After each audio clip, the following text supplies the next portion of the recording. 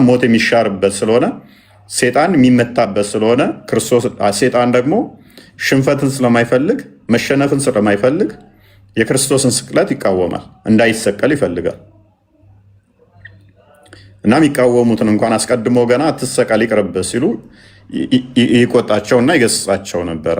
ሰው እንደዚህ ከሆነ ክርስቶስ በተደጋጋሚ አጽንኦት ሰጥቶ እንደሚሰቀል ከተናገረ ምንድነው ያገዳቸው ታዲያ ሙስሊሞች ክርስቶስ መሰቀሉን ለመቀበል ለምንድነው የከበዳቸው? ክርስቶስም እንደዚህ አለ። ኢየሱስም መልሶ ይህን ቤተ መቅደስ አፈርሱት፣ በ3 ቀንም አነሳዋለሁ አላቸው። ምን አላቸው? ይህን ቤተ መቅደስ አፈርሱት፣ በስንት ቀን አነሳዋለሁ አላቸው? በ3 ቀን። ሰንበዴ ያነሳልኛል አይደለም ያለው? ይህን ቤተ መቅደስ አፈርሱት አነሳዋለሁ፣ በስንተኛው ቀን? በ3ኛው ቀን። ስለዚህ አይሁድ ይህ ቤተ መቅደስ ከ46 ዓመት ጀምሮ ይሰራ ነበር፣ አንተስ በ3 ቀን ታነሳለህን አሉት። እነሱ ይሄ ከ46 ዓመት ጀምሮ የሚሰራ ቤተ መቅደስ ነበር፣ አንተ በ3ኛው ዓመት ታፈርሳለህን የሚል ጥያቄ ያቀረቡለት ማለት ነው። ክርስቶስም ምን አላቸው? ስለዚህ እርሱ ግን ስለ ሰውነቱ ቤተ መቅደስ ይል ነበር ይላል። ስለምኑ ነበር የሚናገረው? ክርስቶስ ስለ ስጋው ስለ ራሱ ቤተ መቅደስ ነበር። ይሄን አፈርሱት አነሳዋለሁ፣ በስንተኛው ቀን? በ3ኛው ቀን። ስለዚህ ከሙታን ከተነሱ በኋላ ደቀ መዛሙርቱ ይህንን እንደተናገረ አሰቡና መጽሐፍና ኢየሱስን የተናገረውን ቃል አመኑ ይላል። ስለዚህ ክርስቶስ የመጣው ሊሰቀል መሆኑን አስቀድሞ እየነገራቸው ነው። ገና ይሄ ትምህርቱን ገና ዮሐንስ ወንጌል ምዕራፍ 2 ነው። ገና ትምህርቱን እንትን ባለበት ላይ የጀመረበት ላይ በደምብ ይህን ቤተ መቅደስ አፍርሱት በ3ኛ ቀን አነሳዋለሁ ብሎ እየነገራቸው ነው። እንደሚሰቀል እንደሚገደል ነገራቸው ገና ሲጀምር። ማቴዎስ ወንጌል ምዕራፍ 16 አንዴ ክፈተው፣ ቁጥር 16 ላይ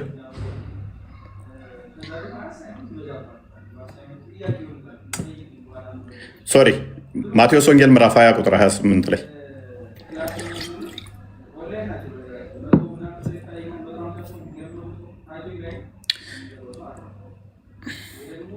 እንዲሁም ክርስቶስ እንግዲህ በያዘው ስጋ ከማርያም በነሳው ስጋ መሰረት ደጋግሞ ራሱን የሰው ልጅ እያለ ይጠራል። እንዲሁም የሰው ልጅ ሊያገለግል ነፍሱንም ለብዙዎች ቤዛ ሊሰጥ እንጂ እንዲያገለግሉት አልመጣም አለ። እርሱ ክርስቶስ የአብ ልጅ፣ እርሱ ክርስቶስ የሰው ልጅ የመጣሁት እንድታገለግሉኝ አይደለም፣ እኔ እናንተ ጋር የመጣሁት በስጋ የተገለጥኩት ላገለግላችሁ ነው። ምን ልል ነው የመጣሁት? ላገለግላችሁ ነው የመጣሁት። እስከ ምን ድረስ? ነፍሱንም ለብዙዎች ቤዛ ሊሰጥ እንጂ እንዲያገለግሉት አልመጣም። እነሱ እንዲያገለግሉት አይደለም የመጣው፣ እነሱን ሊያገለግል ነው የመጣው። እስከ ምን ድረስ? ነፍሱን ለነሱ እስከ መስጠት ድረስ። ዮሐንስ ወንጌል ምዕራፍ 10 ቁጥር 17 ክፈተው፣ በደንብ አስተውሉ። ነፍሱን አሳልፎ እስከ መስጠት ድረስ ሊያገለግላቸው ነው የመጣው። ክርስቶስ የበጎቹ እረኛ ነው። መልካም እረኛ ነፍሱን ስለ በጎቹ ያኖራል። እኛ አምላካችን ጠባቂያችን ነው፣ መጋቢያችን ነው፣ ተንከባካቢያችን ነው። እና ምን ይላል? ነፍሴን ደግሞ አነሳት ዘንድ አኖራለሁና፣ ስለዚህ አብ ይወደኛል፣ እኔ በፍቃድ ያኖራታለሁ እንጂ ከእኔ ማንም አይወስዳትም። ነፍሱን ስለ በጎቹ እንደሚያነሳት ነገረን። የመጣው ሊያገለግል እንደሆነ ነገረን። ማቴዎስ ወንጌል ምዕራፍ 16 ክፈተው። ሊያገለግለን እንደመጣ ከነገረን፣ ነፍሱን ስለ በጎቹ እንደሚያነሳ ከነገረን፣ በደንብ አስተውሉ። ነፍሱን ስለ በጎቹ የሚያነሳ ከሆነ ዋርኒንግ ምንድን ነው? ሰው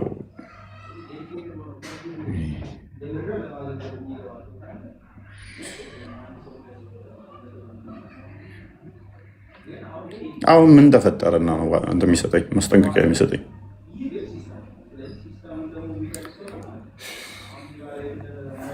እሺ ለማንኛውም ኮፒ ሊንክ አድርጉት። እሺ ከዚያን ቀን ጀምሮ ኢየሱስ ወደ ኢየሩሳሌም ይሄድ ዘንድ ከሽማግሌዎችና ከካህናት አለቆች ከጻፍቶችም ብዙ መከራ ይቀበልና ይገደል ዘንድ ሎክ መከራ እንደሚቀበል ከጻፍቶችና ከሽማግሌዎች ከካህናት አለቆች ከጻፎች ብዙ መከራን እንደሚቀበል ይገደል ዘንድ በሶስተኛው ቀን ይነሳ ዘንድ እንዲገባው አይገባውም አይደለም እንዲገባው ለደቀ መዝሙርቱ ይገልጥላቸው ጀመር። ምን ያደርግ ጀመር? ያስተምራቸው ጀመር። እገደላለሁ፣ መከራ እቀበላለሁ፣ በሶስተኛው ቀን እነሳለሁ እያለ ያስተምራቸው ጀመር። እንደሚሰቀል በደንብ ነገራቸው፣ በደንብ አስረዳቸው። ደጋግሞ ደጋግሞ ደጋግሞ ደጋግሞ ነው ይህንን ያስተማራቸው። አንድ አይደለም። ክርስቶስ የመጣበት ዓላማው ለመሰቀል ነው። ነፍሱን ስለ ብዙዎች ቤዛ ለመስጠት ነው። ደጋግሞ ይህንን ነገራቸው። ይህን ጊዜ ጴጥሮስ እንደዚህ አለ። ክርስቶስ እንደሚሰቀል መከራ እንደሚቀበል ተላልፎ እንደሚሰጥ እንደሚሞት በሶስተኛው እንደሚነሳ ሲነግረው ጴጥሮስ እንደዚህ አለ። ጴጥሮስም ወደ እርሱ ወስዶ አይሁንብህ ጌታ ሆይ ይህ ከቶ አይደረስብህ ብሎ ሊገስጸው ጀመር። ጴጥሮስ በሱ ቤት ማዘኑ ነው። ይቅርብህ ጌታ፣ አትሰቀልብን፣ አትሙት፣ ይቅር ኖ እንደዚህ አታድርግ። መከራ እቀበላለሁ፣ ወደ ኢየሩሳሌም ሄዳለሁ፣ ጻፍቶችና በፈሪሳውያን በሽማግሌዎች ፊት መከራ እንቀበላለሁ፣ እሰቀላለሁ ብሎ ሲል ኖ ይቅርብህ አለ። ጴጥሮስ አይሆንብህ አለ።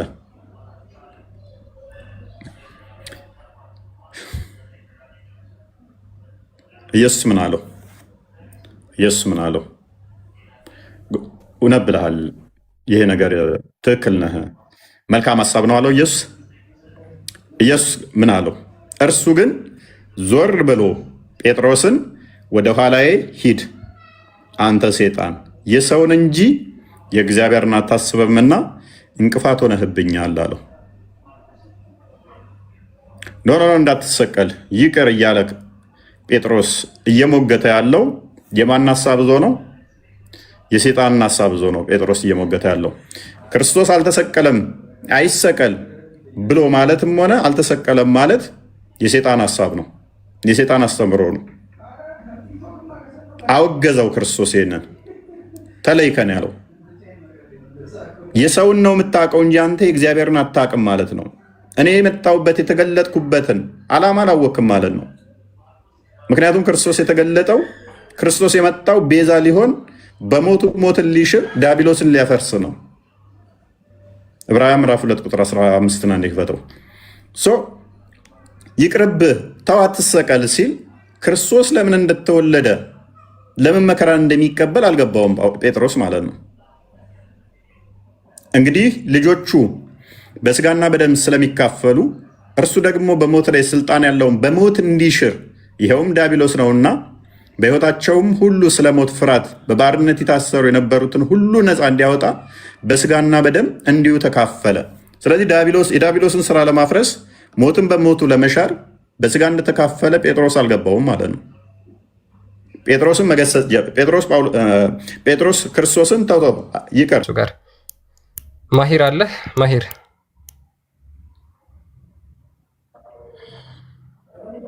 ሀሊማ አለቃ ፕሮፋይልህን ቀይር። አይ ቲንክ እሱ ይሁን ዋርኒንግ ያሰጠፍ ወይ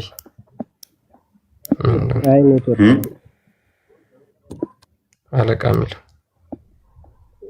ፕሮፋይል ዋርኒንግ ያሰጣል።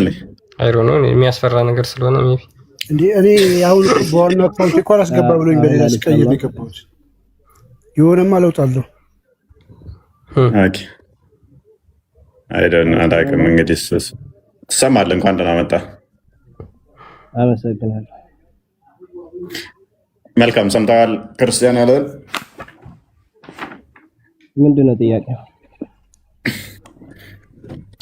ክርስቶስ እጅግ ደጋግሞ ከመጣበት ዓላማ አንዱ ቤዛ ሊሆን ሊሰቀል እንደሆነ ተናግሯል። እዚህ ላይ ዳውት አለ ወይ? ክርስቶስ መሰቀሉ ላይ ሊሰቀል እንደመጣ አልተናገረም የሚል ሙግት አለ። እናንተ አላችሁ ቁርአን አላህ ሱብሃነሁ ወተዓላ በግልጽ ትንሽ ድምፅህን ከፍ ብታደርገው አሪፍ ነው። ቁርአን በግልጽ ተናግሯል። እናንተ ትንሽ ድምፅን ከፍ አድርገው። ድምፅ ማስተካከል ትችላለህ? አይ ዶንት ኖ የኔ ይሁን አለሱ ነው ማስተካከል የምትችል ከሆነ አለቃ አስተካክለው እስኪ። ትሰማለህ? መሰማት ግን በጣም እንትን ነው፣ ዝቅተኛ ነው ድምፅ። ወይ ሄርፎን ካረክ ወይ ደግሞ ማይክ አካባቢ በእጅ ከያዝኩ አሁን ኤርፎን አጥልቃል። ኤርፎን ከሆነ ንቀለው ኤርፎኑ። ለዛ ነው በኤርፎን ይሻላል መሰለኝ። እስካሁን ካልተሰማ ወጣው። ኤርፎኑን ንቀለውና ሲሞክረው። እሺ አሁን ሰማለሁ። ትሰማለህ? ትንሽ ከፍ ማድረግ ከቻልክ እሺ፣ መልካም ቀጥልሽ። እሱን እናንተ አላችሁት ነው ያልኩት። በቁርአን አላህ Subhanahu Wa Ta'ala በግልጽ እንደተናገረው ወማ ሰቀሉ ወማ ሰለቡ ወላኪን ሹቢሃ ነው። አልሰቀሉትም አልገደሉትም፣ ነገር ግን ተመሰለባቸው ነው ያለው። ኦኬ የመጽሐፍ ቅዱሱ ጥቅሶች ላይ ጥያቄ አለ። ማለትም እንደሚሰቀል ግን ደጋግሞ ተናግሯል። ያው እኛ በመጽሐፍ ቅዱስ አናምንማ። ኦኬ ስለዚህ ሰንበዲ መጥቶ የራሱን ታሪክ ከጻፈ ትክክል ነው ብለህ ታምናለህ ማለት ነው። ምክንያቱም ክርስቶስ በነበረበት ሰዓት ላይ የነበሩት ደቀ መዛሙርቶቹ ክርስቶስ እሰቀላለሁ ብሎ መናገሩን ደጋግመው ጽፈዋል። ረሱል ሰለላሁ ዐለይሂ ወሰለም በተናገሩት ሐዲስ የአህሉል ኪታብ የሆኑ ሰዎች በሚናገሩት አንዴ ቁርአኑን እንትኑን መጽሐፍ ቅዱስና ቁርአኑን እንጨርስ አይሻልም? ስለ እስልምና ብዙ አታውቅም እንዴ? ሙስሊሞች ቁርአንና ሐዲስን በደንብ ነው የምንቀበለው እኮ። በቅድሚያ መጽሐፍ ቅዱስ ላይ በጊዜው የነበሩት ይሰቀላል አሉ። ይሄንን ለምን አትቀበልም? ለምሳሌ በእኛ አላሉማ። ማን ብሏል? ለምሳሌ በእኛ በእስልምና ያለ ሰው አለ? ኢሳ አልሰቀልም ብሏል በእናንተ ቁርአን ላይ? ኢሳ አላህ መስክሮታል እንዳልሰቀሉትም አልሰቀልም ብሎ ተናግሯል። እሰቀላለሁ ብሎም አልተናገረም። ኦኬ ኢሳ ነብይ ነው አይደለም? ነብይ ነው። ኢሳ ነብይ ነው አይደለም? ኦኬ ነብይ ነው። የዮሐንስ ወንጌል ምዕራፍ 17 ቁጥር 3 ላይ እንደተናገረው ጎበዝ፣ ኢሳ ነብይ ነው። በደንብ አስተውሉ። ተመልሶ ይመጣል አይመጣም? ይመጣል። ከኢሳ በኋላ የሚመጣ ነብይ አለ የለም? የለም። ኦኬ ኢሳ የመጨረሻው ነብይ ነው ማለት ነው? ነው አይደለም? አይደለም። ኢሳ ተመልሶ ይመጣል። ከኢሳ በኋላ የሚመጣ ነብይ አለ አልኩት። የለም አለኝ። ኢሳ ይመጣል። ኢሳ የመጨረሻ ነብይ ነው ስለው ደግሞ አይደለም ይለኛል። ይፈጠራል አላልኩም። ኢስላሚክ ዲሌማ። ቆይ ኦኬ ቆይ ኢሳ በህይወት አለ የለም? አሁን በህይወት አለ። ፊሰማ በሰማይ። ኦኬ ዘካ ይሰጣል? ሲመጣ የእስልምናን ህግጋት ይከተላል። ዘካ ይሰጣል? አሁን አይሰጥም። አሁን አይሰጥም። ሲመጣ የእስልምና ቴንክ ዩ።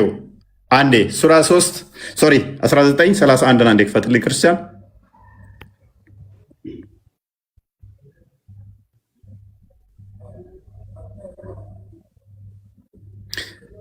ቤትም ስፍራ ብሆን ብሩክ አድርጎኛል፣ በህይወት እስካለው ድረስ ሶላትን በመስገድ ዘካን በመስጠት አዞኛል ይላል። አይሰጥም አሁን አለኝ። ቤትም ስፍራ ቢሆን ዘካን እሰጣለሁኝ በህይወት ካለው አለ። አይሰጥም አለኝ። ስለዚህ በህይወት የለም ማለት ነው። በሰማይ ላይ ያለ የሚል እምነት ነው ያለን። አሁን እንደ ሰዋዊ በምድር ቤትም እኮ እኔ የት ነው ያለው አይደለም ጥያቄ ከወንድማችን አንተ ባልከ መሰረት ቆይ በህይወት ካለ በደንብ አስተውሉ፣ ዘካ መስጠት አለበት። የትም ስፍራ ቢሆን በህይወት ካለ ምን ይላል ቁርአኑ? ወንድማችን በህይወት ካለ ምን ማድረግ አለበት? ሰላትን ይሰግዳል። ዘካንስ? እሺ ይሰጣል አለ። ዘካን አሁን እየሰጠ ነው አይደለም? አይደለም። እናመሰግናለን። ስለዚህ በህይወት የለም። አንደኛ ኦኬ። ኢሳ ሞታለሁ ብሏል አልሞትም ብሏል? ሞታለሁ ብሏል። እሞታለሁ ብሏል። አልሞትም ተመልሼ እመጣለሁ ያለበት አንድ የቁርአን ጥቅስ ልትሰጠኝ ትችላለህ? አልሞትም ምን የቁርአን ጥቅስ እኮ የአላህ ሱብሃነሁ ወተዓላ ከላም እኮ ነው። እኛ ቁርአንን እኮ የአላህ ሱብሃነሁ ወተዓላ ንግግር እንጂ የኢሳ ንግግር ብለን አናምንም። ይኸው እዚህ ጋር እኮ ተናገረ እኮ ኢሳ። ይሄንን አላህ ነው የተናገረው? ኢሳ ነው የተናገረው? አላህ አስታወሰን የተናገረው። እንደዚህ ያስታወሰውን እስቲ ንገረን። አሁን የማንን ንግግር ነው ኢሳ አላህ ያስታወሰ? የኢሳ ተናግሯል ብሎ የኢሳን በል። አሁን ኢሳ እንዲህ ተናግሮ ያስታወሰውን አላህ ስጠኝ እስቲ። ተመልሼ እመጣለሁ አልተሰቀልኩም፣ ወይንም ደግሞ ተመልሼ ስመጣ ነው የምሞተው ያለበትን አንድ ጥቅስ ብቻ፣ ብዙ አይደለም የምፈልገው፣ አንድ ብቻ። አልሰማኸኝም ልበል? ቁርአን የማን ንግግር ነው ብያለሁ? እኔ ማንም ይሁን ይኸው እዚህ ጋር እኮ አሳየው። ኢሳ እንደዚህ ብሎ እንደተናገረ አሳየው። እንደዚህ የተናገረበትን አንድ ጥቅስ ብቻ። ይሄንን አላህ Subhanahu Wa Ta'ala አስቀመጠልን በራሱ በከላም እኮ ያንንም እንደዛ ያስቀመጠበትን ብሎ ገለጸልን ነው። እሺ ልስማማለህና ላቅልልልህና ኢሳ ተመልሶ ይመጣል ያለበትን አላህ አንድ ጥቅስ ብቻ ከቁርአን ስጠኝ። ኢሳ ተመልሶ እንደሚመጣ ረሱላህ ሰለላሁ ዐለይሂ ወሰለም ተናግሯል በሐዲስ አለ። አላህ ያውቀውም ማለት ነው። እናመሰግናለን። ሉክ ረሱል ሰለላሁ ዐለይሂ ወሰለም ከአዳም አላህ ኢሳማ የሚመጣው ሊፈርድብህ ይመጣል። እኛም እናምናለን እሱን። ኢየሱስ ሊፈርድብህ ዳግም ቆይ አለቃ አንዴ ተመልሶማ ይመጣል። ሊፈርድብህ ይመጣል። እሱን እናምናለን እኛ። ዳግም ይመጣል። አንዴ አዳምጥ፣ አደረበኛ ቁጥር 15 ላይ አድርገው። ክርስቲያን በደንብ አስተውሉ፣ አርጉመንቱን በደንብ አስተውሉ። ኢሳ ነብይ ነው አለኝ። ተመልሶ ይመጣል ብለህ ታምናለህ? አዎ ይመጣል ብዬ አምናለሁ። ከኢሳ በኋላ ተመልሶ የሚመጣ ነብይ አለ አልኩት። የለም አለኝ። ውጪ የመጨረሻው ነብይ ኢሳ ነው ስለው ኖ አይደለም አለኝ። ከራሱ ጋር ተጋጨ። ኢሳ ምን ብሎ ተናግሯል? በህይወት እስካለው ድረስ በየትኛውም ስፍራ ብሆን፣ ሉክ ምድር ላይ ብቻ አይደለም፣ በየትኛውም ስፍራ ብሆን ሰላትን ሰግዳለሁ፣ ዘካ ሰጣለሁ ይላል። ዘካ እየሰጠ ነው ብዬ ስጠይቀው አሁን አይደለም አለኝ።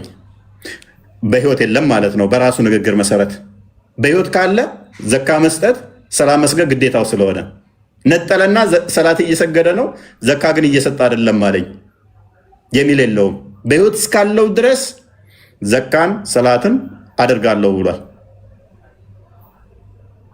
አልሞትም ያለበት አለ? የለም። ተመልሼ እመጣለሁ ያለበት አለ? የለም። አላህ ተመልሶ ይመጣል ያለበት አለ? የለም። እሞታለሁ ብሏል ወይ? መጽሐፍ ቅዱስ ላይ ደጋግሞ ክርስቶስ ቤዛ ሊሆን እንደመጣ፣ በሞቱ ሞቱን ሊሽር እንደመጣ፣ በሶስተኛው ቀን እንደሚነሳ፣ እንደሚሰቀል፣ መከራን እንደሚቀበል ደጋግሞ እንደሚሞት ተናግሯል። በቁርአን ላይ አልተናገረም ወይ? ተናግሯል። ቁርአን ላይ ደግሞ እንዲህ ብሏል፣ በተወለድኩበት ቀንና በሚሞትበትም ቀን ሕያው ሆኖ በሚነሳበትም ቀን ሰላም በእርሱ ላይ ይሁን። እንደሚሞት ቁርአኑ ግልጽ በሆነ ሁኔታ ተናግሯል ማለት ነው። ኢሳ እንደሚሞት በግልጽ ቁርአኑ ተናግሯል። ስለዚህ ቁርአኑ ላይ በግልጽ ተናግሯል፣ መጽሐፍ ቅዱሳችን ላይም ደግሞ በግልጽ ተናግሯል። ወንድማችን አሁን አርጉመንቱ ምንድነው? እሱ ቁርአን ያላለውን እነ አይሻን ምናምን ነገር እና አቡ ሁረይራ ያወሩትን ሊነግረን ማለት ነው። እነሱ ነብይም አይደሉም፣ ኢቭን ቁርአንም አያውቃቸውም። እስልምና በሁለቱም መረጃ እንደሚል ታውቃለህ። ኦኬ፣ በሁለቱም መረጃ ይሄዳል። መልካም፣ በደንብ አስተውል። ይሄ አሁን የሞተ ነው የሞተ አይደለም። ይሄ እንደዚህ ተብሎ የተነገረበት በተወለድኩበት ቀንና በሚሞትበት ቀን ሕያው ሆኖ በሚነሳበት ቀን ሰላም በእርሱ ላይ ይሁን ይላል። ለሞተ ሰው ነው የተነገረው ወይንስ በሕይወት ላለ? ጎበዝ። ቆይ ይሄ በሕይወት አሁን በሕይወት ላለ አካል ነው እንደዚህ ተብሎ የሚነገረው ወይንስ ሞቶ ላለፈ አካል ነው? ሞቶ ላለፈ። ታዲያ ምን ችግር አለ? ሞቶ ላለፈ ነው። አዎ ረሱላህ ሰለላሁ ዐለይሂ ወሰለም ኖ ይሄ እኮ ስለ ሙሐመድ አይደለም። ይሄ ለሞት አካል ነው የሚነገረው ወይንስ በህይወት ላለ አካል? በህይወት ላለ አካል ነው። በመሞትበት እኮ ነው። ገናኛ ሞታል የሚል እምነት የለንም። ኦኬ ይሄ ስለዚህ ይሄ ገና ላልሞት አካል ነው አይደል እንደዚህ ተብሎ የሚነገረው? ያህያ ሞቷል አልሞተም? ያህያ ሙፈሲሮቹ በአራተኛው ሰማይ ላይ ያህያ ሞታለሽ። ያህያ ሞታል። እሺ ቁጥር 33 አድርገው አሁን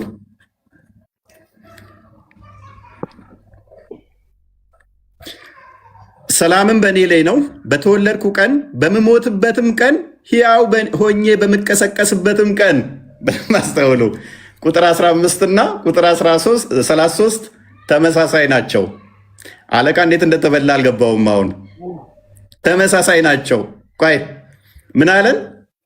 ለሞተን የተነገረው አለን።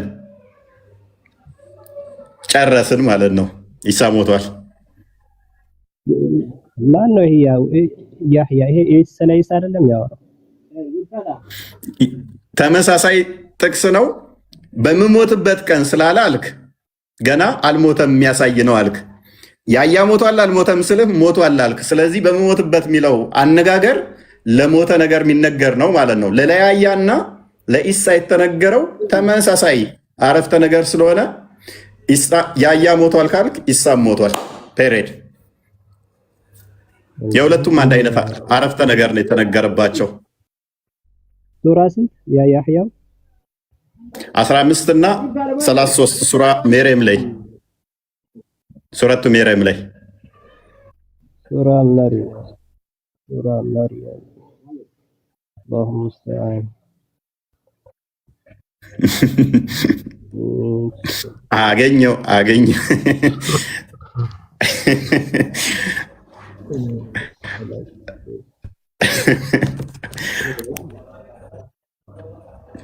እኔስ ቀጥል ክርስቲያን። በጣም ግልጽ ነው። በነገራችን ላይ ስለ ያህያ ሳይሆን ስለ ኢሳ አለይሂ ሰላም ቁጥር 15 ያህያን ኬታ መጣ። ቁጥር 15 አድርገው አንቀጽ 15 ያህያ በህይወት እያለ ምን ብሏል? ሰላም በእኔ ላይ ነው በተወለድኩ ቀን በሞትበትም ቀን ሕያው ሆኜ በምቀሰቀስበትም ቀን ብሎ ተናግሯል። ነገር ግን ሞቷል። ከዛ በኋላ በትርጉሙ መልሰ ኦኬ ይሄው ቁጥር 15 ስለ ያህያ ነው የሚያወራው። ምን ይላል? ቁጥር 12 ጀምሮ ያህያ ሆይ መጽሐፉን በጥብቅ ያዝ አልነው እያለ ይቀጥልና ቁጥር 15 ላይ በተወለድኩበትም ቀን በሞትበትም ቀን ሕያው ሆኜ በምነሳበትም ቀን ሰላም በእርሱ ላይ ይሁን ብሎ ተናግሯል። ትርጉሙን አታበላሽ። ተናጋሪው ማን ነው? ማንም ይሁን በህይወት እያለ ነው የተናገረው ይሄ ቃል ራሱ ቢኖሮ ትክክል። ተናጋሪው አላህ Subhanahu Wa Ta'ala ነው። በተወለደበትም ቀን በህይወት እያለ ነው ወይስ አይደለም? ሌላ ካለው እንጂ አለቃ ምንም እኮ ማተር የሚያደርግ ነገር እኮ አይደለም እያነሳ ያለው። በእናትህ ሁለቱንም አላህ ተናግሮታል ብለህ ነው አንተ የምታምነው አይደል? ይሄያ ቆይ ሁለቱንም አላህ ነው የተናገረው። አይ አለቃ አዳምጥ። ቆይ ቁርአን ውስጥ ካላህ ውጭ ሌላ አካል የተናገራል ማለት ነው? ቁርአን ውስጥ ሌሎች የተናገሩትን አላህ Subhanahu Wa Ta'ala ያስታውሰናል ብያለሁ መጀመሪያ። ቆይ ቁርአን ውስጥ ያላህ ቃል ያልሆናል ማለት ነው? የአላህ Subhanahu Wa Ta'ala ንግግር ሆኖ ያላህ ቃል ያልሆናል የለም። መልስልን እባክህ፣ ዳይሬክት መልስልን። ቅድም ምን እያለን ነበረ? ያላህ ንግግር ነው እያለን። ያላህ ቃል ያልሆናል ማለት ነው? ምንም እንትን አትበል። እዚህ ጋር ያህያን የተናገረው ያላህ ቃል ያልሆናል የለም። ቁርአን ውስጥ እየተቆራረጥክ ነው ማለት በደምብ ሰማለሁ። ያህያ ነው ወይ? ሰማለሁ። ቁርአን ያላህ ቃል ያልሆነ አለ ወይ? ቁርአን ውስጥ ቁርአን ያላህ ቃል ነው አልኩ። ሌሎቹ የተናገሩት ንግግር አላህ Subhanahu Wa Ta'ala ተናግሯል ብሎ ይገልጻል። በቃ ስለዚህ አላህ ነው ሁለቱ ጋርም ተናጋሪው ነው። የለማ እዛ ጋር ኢሳ ተናገረ ብሎ ገልጿል። ልዩነቱን አስረዳን። ቆይ ወንድማችን ልዩነቱ ገብተዋል። ግን ክፍሉ እኮ ምንም ልዩነት የለውም። ያህያም በተወለድኩበት ቀን አለ፣ ኢሳም በተወለድኩበት ቀን አለ፣ በምሞትበት ቀን አለ። ያህያ አላለ። ቆይ በሚሞትበት ቀን አልመጣም። ሞቷልሽ አልሞተም? ያያ ያህያ አላለም ራሱን እኔ በተወለድኩበት ቀን አይልም። እናመሰግናለን። ስለዚህ ባይ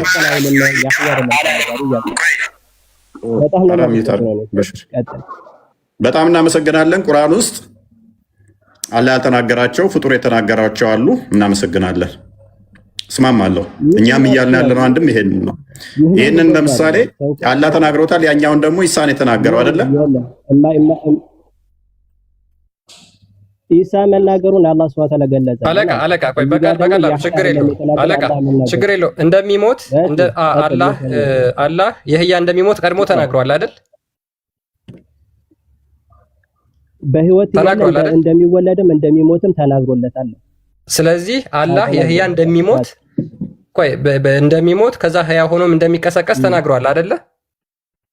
ተናግሮለታል አላህ። አዎ አላህ ሱብሓነሁ ወተዓላ ተናግሯል።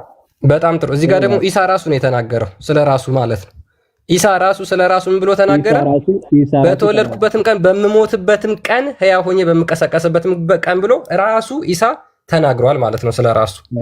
ቴንክ ዩ። ምንም እኮ አባስኮ የባሰ ያኛውን አላህ ነው የተናገረለት። ኢሳ ደግሞ ትንቢት ተናግሯል ስለራሱ ሞት ማለት ነው። ቆይ አለቃ እኔ ተስማማው ከአንተ ጋር ያኛውን አዳምጥ አለቃ። ያኛውን ለያያ አላህ ተናገረለት አይደለ? ይሄንኛውን ደግሞ ኢሳ ተናገረ። ኢሳ ከራሱን የተናገረው ወይንስ ከአላህ የሰማውን? ሁለቱንም የአላህ ሱብሓነሁ ወተዓላ ንግግር ነው። እናመሰግናለን። በቃ እናመሰግናለን። ጨረስን።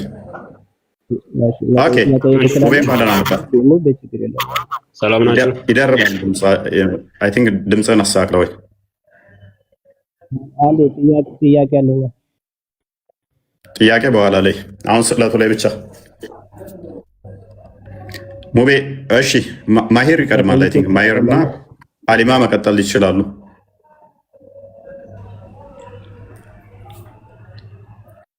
ሰላም እንዴት ናችሁ? ሰላም ይመስገነው። ጥያቄ ነበረኝ። ጥያቄ በኋላ ላይ ኢየሱስ ቀጥታ የተናገረውን እንደሚሞት እንደሚሰቀል ለምን አታምኝም? አይ ሲጀመር የመሰቀል ውስጥ ጥቅሙ ምንድን ነው? ራሱ ለምንድን ነው የሚሰቀለው? ጥቅሙ ሌላ ጉዳይ እናወራለን። እሱ ችግር የለውም። ግን መሰቀሉን መናገሩ ለምን አታምኑ? አይ አልተሰቀለም ስለተባለም በቁርአን ግን እኔ ተሰቅሏል ቢባልም እኔ ጥቅም አለው ብዬ አላምንም ራሱ ማለት ነው። አልተሰቀለም ይላል ግን ቁርአኑ። አልገደሉትም አልሰቀሉትም ይላል አይደል? አልሰቀሉትም እና አልተሰቀለም አይለያይም።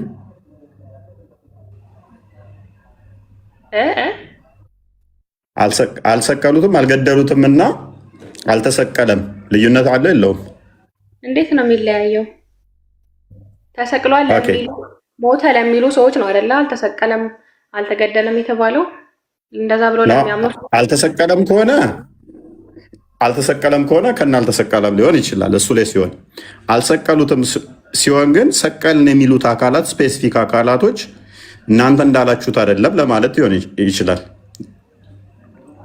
ለምሳሌ አልገደሉትም ጫላ የሚባለውን የሆኑ አካላት መጥተው ገለነዋል ቢሉ አይ አልገደላችሁትም ቢባል ያ ሰውዬ ግን በሌሎች ደግሞ ተገድሎ ሊሆን ይችላል።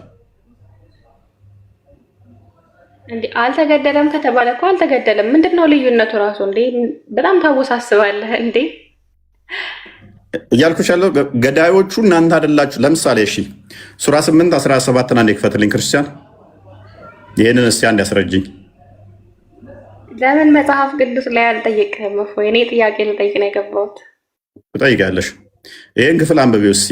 እኔ አልኩሽ አሁን ምሳሌ የሰጠሁሽ ይሄው ቁርአኖች ላይ ያለ ነው።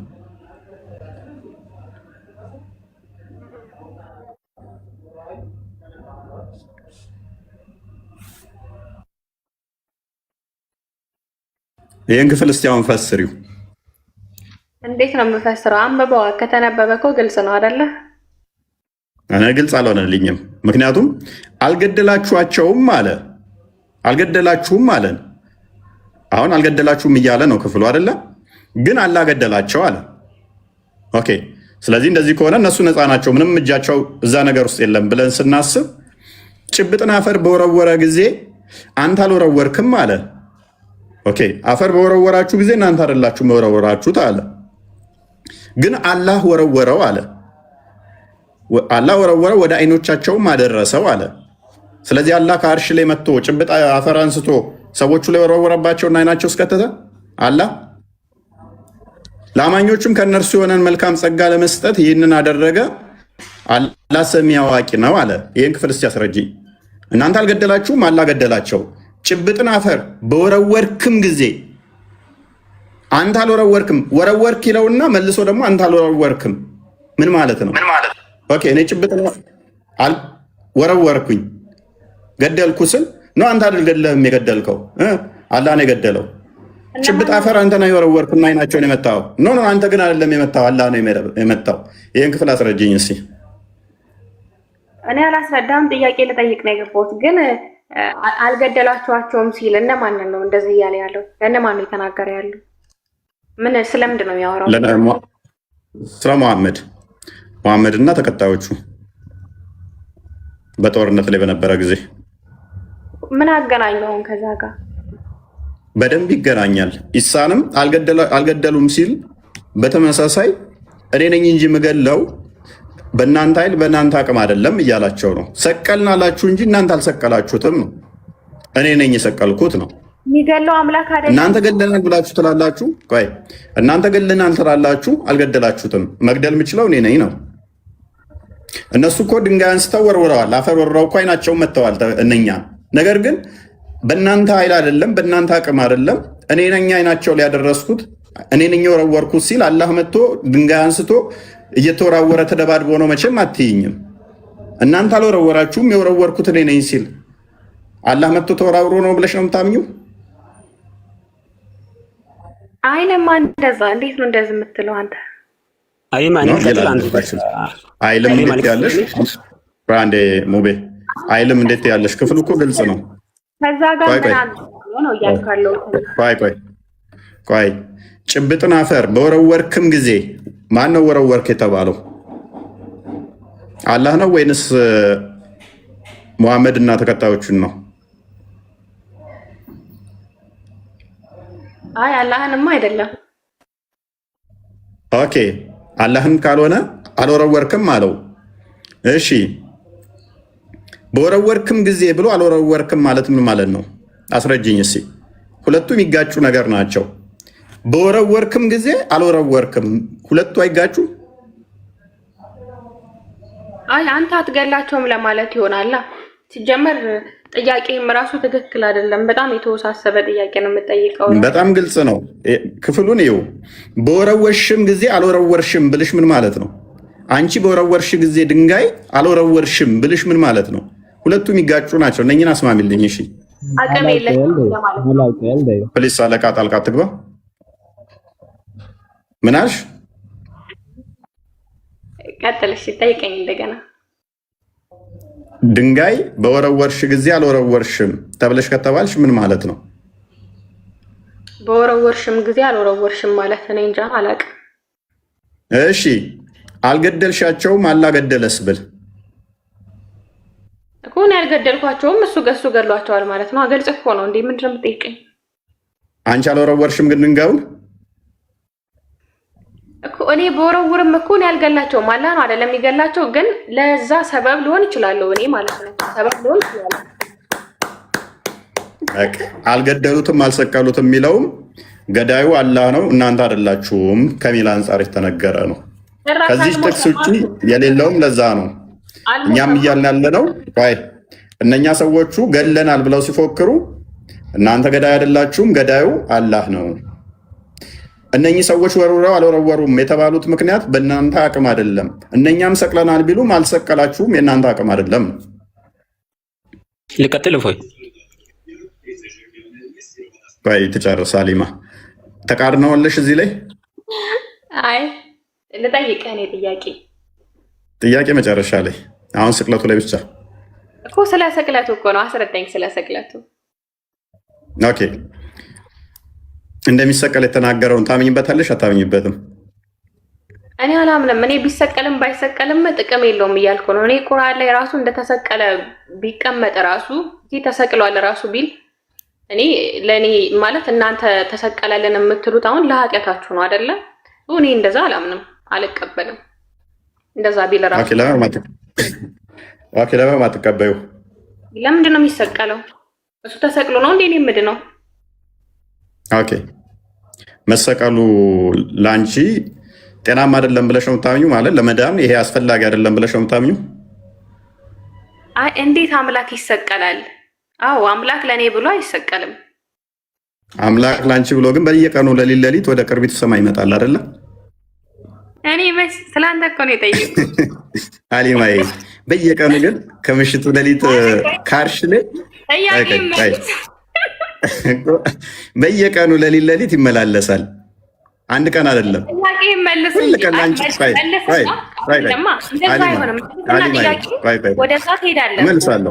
እመልሳለሁ እኮ ሳትሄድ መልሳ አየኩ አይደለም። እኔስ ክርስቶስ መሰቀሉ ለቤዛነት ነው፣ ሊያገለግለን መጥቷል። እሱን እናምናለን እኛ። ይሄንን ደግሞ የምናፍርበትም ሳይሆን እጅግ አምላክ ለፍጡራኑ ካሳየው ፍቅሩን የገለጸበት አንድያ ልጁን እስከ ሞት ድረስ መስጠት ነው። ፍቅሩን የገለጸበት ሮሜ ምዕራፍ 5 ነው 6 ላይ አንዴ ቼክ አድርግልኝ ክርስቲያን። ፍቅር ምን ያህል እንደሆነ ጠላቶች እንኳን ሳለን እንዴት እንደወደደን ሐዋርያው ቅዱስ ጳውሎስ ሮሜ 6 ላይ አንዴ ቼክ አድርገው 5 ነው። ኦኬ ቁጥር 6 አካባቢ ኦኬ ከቁጥር 6 አካባቢ ገና ደካሞች ሳለን ክርስቶስ ዘመኑ ሲደርስ ስለ ኃጢአተኞች ሞቷልና። ስለምን? ስለ ኃጢአተኞች ሞቷልና። ስለ ጽድቅ የሚሞት በጭንቅ ይገኝ ይሆናል። በጣም ስለምንወደው ሰው፣ በጣም ስለምናፈቅራት ወይንም ስለምታፈቅረው ሴት ነፍሴን እሰጣለሁ ልትል ትችላለች፣ ሊል ይችላል። በጭንቅ እሱ ስለምጠሉት ሰውስ ነፍሱም ይሰጣል። ስለ ጻድቅ የሚሞት በጭንቅ ይገኛል። ስለ ቸር ሰው ግን ሊሞት እንኳ የሚደፍር ምናልባት ይገኝ ይሆን? ነገር ግን ገና ኃጢአተኞች ሳለን ከክርስቶስ ጋር ተጣልተን ከእግዚአብሔር ጋር ርቀን ሳለን ክርስቶስ ስለኛ ሞቷልና እግዚአብሔር ለኛ ያለው የራሱን ፍቅር ያስረዳል። ይልቁንስ እንግዲህ አሁን በደሙ ከጸደቅን በእርሱ ከቁጣው እንድናለን። ጠላቶች ሳለን ከእግዚአብሔር ጋር በልጁ ሞት ከታረቅን ይልቁንም ከታረቅን በኋላ በሕይወቱ እንድናለን። ስለዚህ ክርስቶስ የመጣው ሞትን በሞቱ ሊሽር ሕይወቱን ሊሰጠን ነው። ለዚህ ነው በእርሱ የሚያምን የዘላለም ሕይወት እንዲኖረው እንጂ እንዳይጠፋ እግዚአብሔር አንድያ ልጁን እስኪሰጥ ድረስ ዓለሙን እንዲሁ ምን ብሎታል? ወዷልና ይላል። እግዚአብሔር ፍቅር ነው፣ ፍቅር የሌለው እግዚአብሔርን አያውቅም ይላል። ዮሐንስ ወንጌል ምዕራፍ 3 ቁጥር 16 ላይ፣ አንደኛ ዮሐንስ ምዕራፍ 4 ቁጥር 8 እና ቁጥር 16 ላይ ይሄንን ክፍሎች ታገኛላችሁ። ስለዚህ እግዚአብሔር ፍቅሩን የገለጸበት ለፍጡራኑ አጥፍተው እንኳን የባሪያ መልክ ይዞ ማንኛውም ፍጡር ከፍጡራን ውስጥ በሰው ልክ የተካከለ በሰው ልክ በክብር የተፈጠረ የለም። ያ አክብሮ የሰራው የሰው ልጅ ጥፋት አጠፋ፣ ወደቀ። ነገር ግን እግዚአብሔር እውነተኛ ፈራጅ ስለሆነ ሞትን ፈረደበት። ሞቶ እንዳይቀር ደግሞ ይቅር ባይ ፍቅር አምላክ ነውና ሰው ልጅ እግዚአብሔርን መሆን ሽቶ ቢወድቅም ቢሞትም ዲያብሎስ ነግሶበት ሞት አስሮት እንዳይቀር ሞትን በሞት ለመሻር ያ የሰው ልጅ የናፈቀውን እግዚአብሔርን መሆን ማይችለውን ክርስቶስ በስጋ የባሪያ መልክ ይዞ በስጋው ተገልጦ ፊልጵስዩስ ምዕራፍ 2 ቁጥር 5-8 እንደሚናገረው ያ በእግዚአብሔር መልክ ሲኖር የነበረው የባሪያ መልክ ይዞ እንዲሁም እስከ መስቀል ድረስ ታዞ ሞቱን በሞቱ ሻረው፣ ህይወቱን ሰጠን። ህይወቱ ምን አለን? ዮሐንስ ወንጌል ምዕራፍ 10 ቁጥር 17 ላይ እንደሚናገረው ነፍሴን ስለ በጎቹ እንደሚያኖር እንደሚሰጥ ይነግረናል። 17 አንዴ ክፈተው። ነፍሴን ደግሞ አነሳት ዘንድ አኖራለሁና ስለዚህ አብ ይወደኛል አለ። ድምፁን በጎቹ እንደሚሰሙት ቁጥር 16 አድርገው ለበጎቹ ሲል ነፍሱን ይህን እንደሚያደርግ ከዚህም በረት ያልሆኑ ሌሎች በጎች አሉኝ፣ እነርሱ ደግሞ ላመጣ ይገባኛል። ድምፄን ይሰማሉ፣ አንድም መንጋ ይሆናሉ፣ እረኛውም አንድ። የነፍሳችን ጠባቂ፣ የዓለሙ እረኛ፣ የዓለሙ ጠባቂ። በጎች እናንተ የምታረቡት አርዳችሁ ልበሉ፣ ሸጣችሁ ልብስ ልገዙባቸው፣ ጫማ ልትገዙባቸው፣ ቤት ልትሰሩባቸው ነው። ስጋቸውን ልበሉ ነው።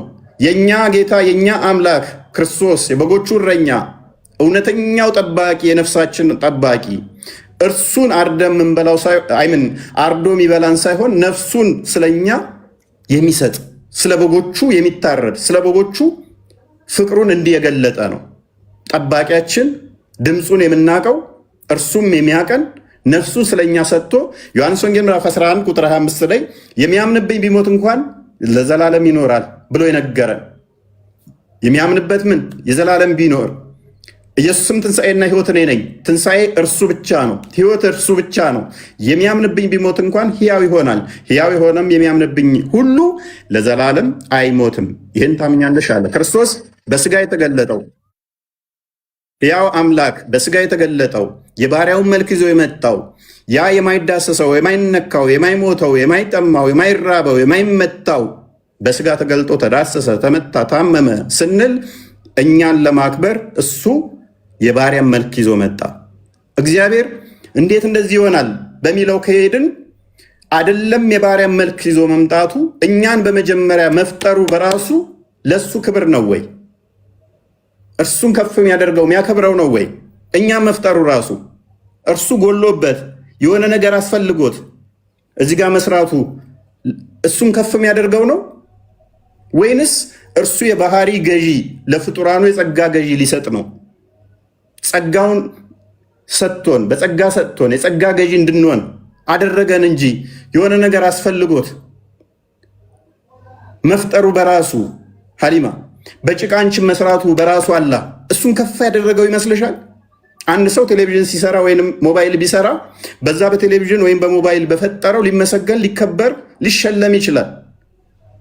ፈጣሪ ዓለምን በመፍጠሩ እኛም በመፍጠሩ በጣም ጎበዝ ይባላል? ኦኬ ካለመፍጠሩ ያንን ከመፍጠሩ በፊት የሆነ ጉድለት ኖሮበት ሲፈጥር የሚያገኘው ክብር ይኖራል? ኖ መፍጠሩ ራሱ ለሱ ትልቅ ክብር ነው እንዴ? አይደለም እኮ አይደለም። እንኳን በስጋ መገለጡ ማለት ነው። በስጋ መገለጡ ደግሞ የባሪያውን መልክ የያዘ ምንን የሚያሳይ ሆነ ማለት ነው? ፍቅሩን የገለጸበት እግዚአብሔር ለሰው ልጅ ለፍጡራኑ ፍቅሩን የገለጸበት ሆነ ማለት ነው። የእናንተ ታውቂያለሽ አላህ ለተራራ ተገልጧል። የእኛ አምላክ ግን ከተራራም በላይ ከመላእክትም ከማንኛውም በላይ የባሪያውን መልክ ይዞ የሰውን ለሰው ተገልጧል ብለን እናምናለን። አላህ ከሌሊቱ 1/3 ሁሌም ወደ አርሽ ይወርዳል ብለሽ ታምኛለሽ። የእኛ አምላክ ግን አንዴ ይሄንን ፈጽሞታል ብለን እናምናለን። አንዴ ሲያወራ እያስጨረሻ ሊማ የእናንተን ብቻ የእኛን አትንካብን የሚባል ነገር የለም እዚህ ንጽጽር ቤት ስለሆነ ማለት ነው። አይደለማ መጀመሪያ ስለ እስልምና ከሆነ ስለ እስልምና ብቻ ማለት እንዲገባሽ ነው፣ እንድትረጁ ነው ሀሊማ፣ እንድትረጁ ነው። ሌላ ለምንም አይደለም። እሺ ለአታኪንግ ምናምን አይደለም፣ እንድትረጁ ለመማማር ብቻ ነው። አንቺ ለአይምሮሽ የምትቀበዩን ነገር የተመለሰልሽ ነገር ትይዣለሽ፣ ችግር የለውም። እሺ እኔ እያልኩ ያለሁት እግዚአብሔር ኢየሱስ ክርስቶስን ለምንድን ነው ያሰቀለው? ለምንድን ነው የተሰቀለው?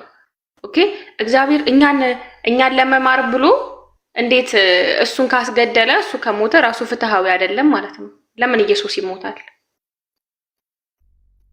ኦኬ ፍትሃዊ አይደለም የምትዩ በምን እንዳይተሹ? ለምን ኢየሱስ ክርስቶስን አስገደለው? ለምን ሞተ እኮ ፍትሃዊ አይደለም ስትይ ዳኝነትሽ ምን ላይ ቆመሽ? እሱን አስገድሎ ነው እንደ እኛን የሚመራን? ኦኬ መልካም። ክርስቶስ ማቴዎስ ወንጌል ምዕራፍ 21 አንዴ ቁጥር 28 አንዴ ክፈትልኝ። ይህንን ጥያቄ አንቺ ጋር ማመጣዋለሁ። እስከዛ ድረስ ሳይ ሙስሊም 2167 ኤን እያነበብሽ ጠብቂኝ። ፍትሃዊ አይደለም ላልሹ እኔም ፍትሃዊ አይደለም ያልሽበትን በዛው ቻሌንጅ ስለማደርግሽ እንዲህም ይላል። እንዲሁም ስም ጥያቄ ልጠይቅ ነው የገባሁት። ኖ ከፍትሃ አንጻርማ ካነሳሹ እናንተ ጋር ብዙ ስላለ በኢሳ ምትክ ሌላ ተሰቀለ ብላችሁ ስለምታምኑ ማለት ነው።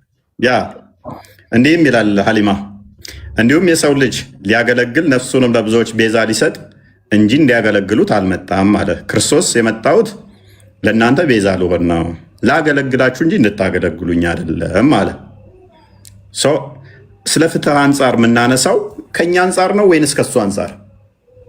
እሱ ከሆነ ኖ እኔ የመጣሁት ነፍሴ ልሰጣችሁ ፍቅሬን እዚህ ማች ልገልጽላችሁ ነው አለን። ኖ ተሳስተሃል እንበለው። በየትኛው ዳኝነት?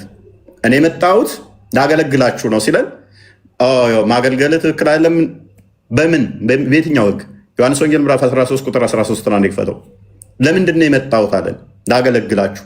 እንዴት ነው የሚያገለግለን? እንየው። እናንተ መምህርና ጌታ ትሉኛላችሁ፣ እንዲሁ ነኝና መልካም ትላላችሁ።